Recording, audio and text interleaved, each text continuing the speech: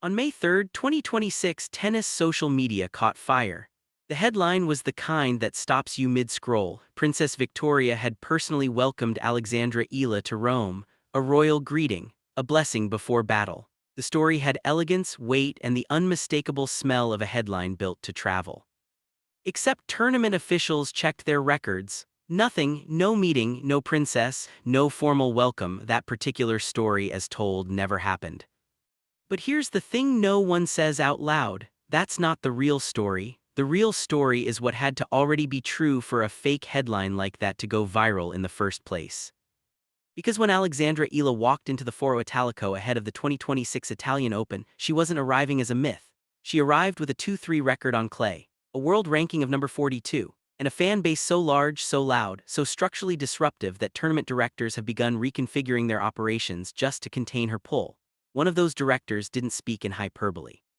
He used the word fatal to describe what happens when Eala is placed on the wrong court. The Italian Open runs from May 5th through May 17th. And the question Rome hasn't been able to answer yet is deceptively simple. Can the player herself match the size of the phenomenon she's already become?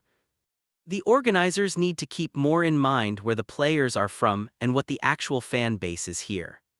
To understand what's happening in Rome, you have to stop looking at the mythology and start looking at the blueprint. Alexandra Eala was born on May 23, 2005 in Quezon City, Philippines. She stands 1.75 meters tall. She plays left-handed with a two-handed backhand. This is not the profile of a passive defensive baseliner.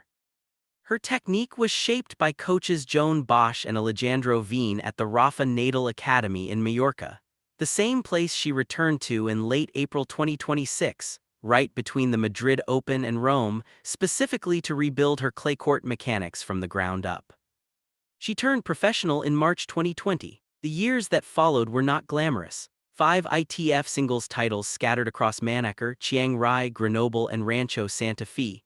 One account describes her career record flatly: 210 wins and 128 losses. That's a 62.13% winning rate.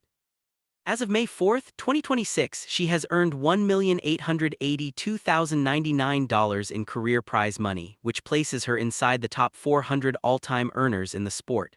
Respectable numbers, solid numbers, none of which explain why tournament directors are losing sleep over her scheduling. As a tennis country, you can hardly even remember a player from the Philippines, and then you all of a sudden get this talent.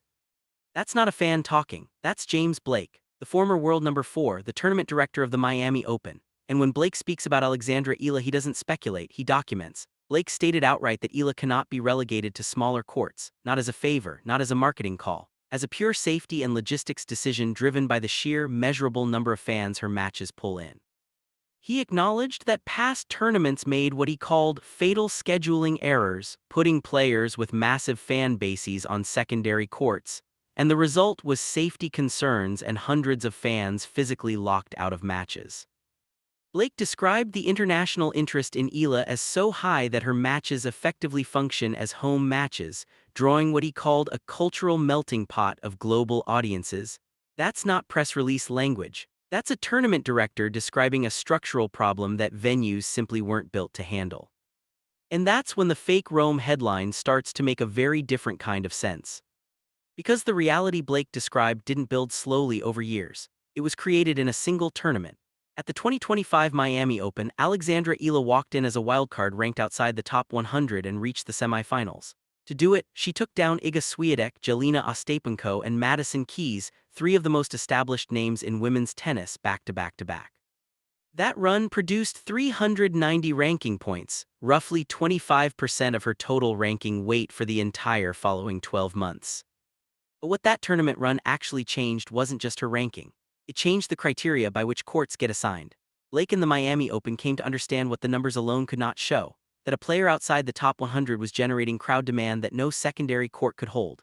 That was the moment the gap opened, between what the ranking system said Alexandra Eala was worth, and what the crowds were physically demonstrating she was worth. And that gap didn't close when the tournament ended, it followed Eala to Rome. Losses she takes, this is part of the learning experience. She's too good a player, she'll figure it out, and what I like is her resilience.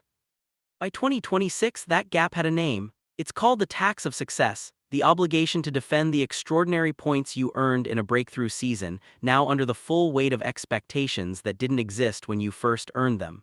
Eala's 2026 season is not a collapse, it's a consolidation under serious pressure. She reached a career high of number 29 on March 16, 2026, built on a quarterfinal run at the Dubai Tennis Championships, where she beat top 10 player Jasmine Paolini before falling to Coco Gauff, and a round of 16 appearance at Indian Wells where Gauff herself withdrew trailing 6-2, 2-0. But the clay swing has shown a real gap. A second-round exit at the Madrid Open beaten by Elise Mertens 6-2, 6-1, a first-round loss in Stuttgart to Leylah Fernandez, a 2-3 record on the surface heading into Rome. After Madrid on April 24, Eala pulled out of the Catalonia Open, a WTA 125 event, and went straight back to the Rafa Nadal Academy to fix the problem. And while Eala was doing that, a YouTube channel was busy rewriting the entire narrative.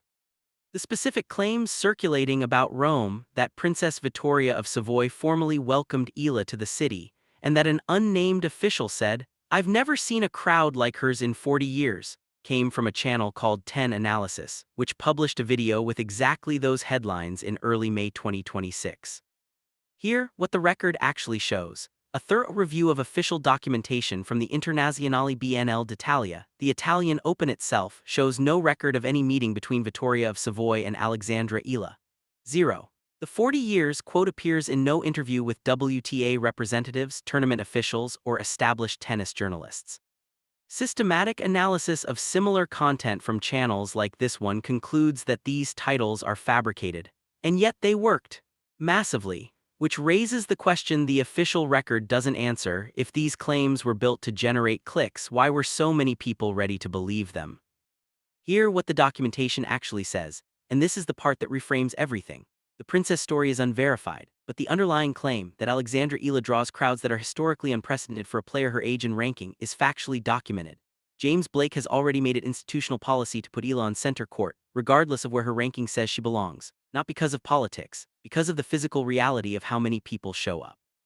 What 10 Analysis actually did wasn't fabricate a phenomenon. 10 Analysis named a vacuum. The WTA's official ranking system has Eala at number 42. That number has no way of capturing that a tournament director in Miami used the word fatal to describe what happens when she's on the wrong court. It doesn't reflect that her matches draw a volume of fans that exceeds the architecture of secondary venues. There's no ranking point awarded for forcing James Blake to restructure how courts are assigned. So a YouTube channel invented a princess to fill that gap. And the crowds, who already understood what the ranking system refused to say, believed every word of it. Remember a player from the Philippines, and then you all of a sudden get this talent. As of May 4, 2026, Alexandra Eala is world number 42. She's at Foro Italico. The Italian Open field includes Aryna Sabalenka, Iga Swiatek, Alina Rybakina, Coco Gauff, and Jasmine Paolini. If the tournament ends early for Eala, the contingency is already in place. The Parma Ladies Open, then the Strasbourg Grand Prix, both as final preparations before the French Open. Her stated goal is to improve on her 2025 French Open result, where she lost in the opening round of 128. Eala is the first Filipino player to break into the top 30, the first to record multiple wins over top 10 players in the Open era. That is described in the record as real, quantifiable pressure, the weight of an entire nation's expectations carried into every match on every surface in every draw. The Rafa Nadal Academy sent Eala back to Rome with rebuilt clay mechanics and a contingency plan. Whether that's enough to finally translate crowd demand into ranking points at a WTA 1000 event, Rome doesn't have that answer yet. And honestly, that's the only question that matters.